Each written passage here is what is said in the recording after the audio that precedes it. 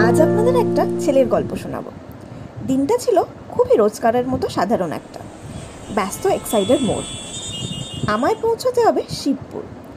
তখন মাথায় কী ভূত চাপলো, চাকরি ছেড়ে মাস্টার্স করছি। 1 বছর কোভিডে অনলাইন ক্লাস করার পর এবার সেকেন্ড ইয়ারে কলেজ ল্যাবের জন্য যেতে হবে।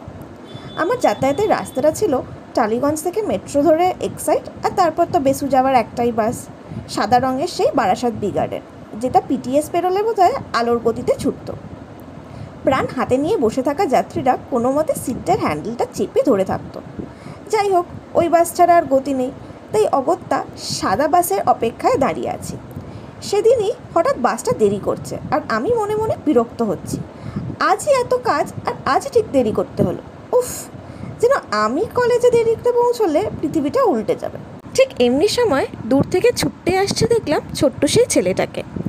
7 কি 8 বছর বয়স, উস্কো খুস্কো চুল, মুখে একগাল হাসি, কিন্তু পরনে কিচ্ছু নেই। শুধু হাতে রয়েছে একটা স্কেটবোর্ড, পুরনো রংচটা, কারোর ফেলে দেওয়া হবে হয়তো। অথচ বুকের কাছে আগলে জড়িয়ে আছে এমন যেন কতই না দামি ধন সম্পদ। এক মুহূর্তে যেন জীবনের সব প্রবলেম ভুলে গেলাম। কি করছি, কেন ছুটছি, কি পেলেই বা খুশি হব, কি গ্যারান্টি? লাইফের পারপাসটা কি? কি অদ্ভুত ব্যাপার ভাবুন।